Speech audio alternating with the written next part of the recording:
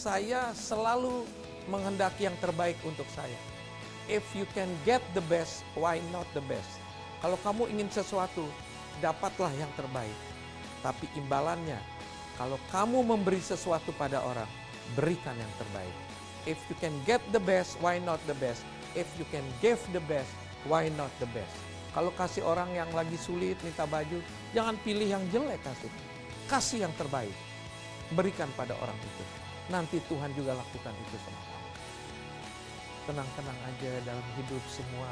Mesti bawa kedamaian untuk orang. Pegang firman-Nya, pegang Tuhan-Nya. Udah luar biasa deh. Waktu Tuhan naik, Tuhan Yesus naik, Dia tinggalkan roh penghibur. Dua yang Dia minta, sukacita dan damai sejahtera. Jangan ada yang bisa ambil sukacita dan damai sejahteramu. Supaya Tuhan tetap berada di sampingmu.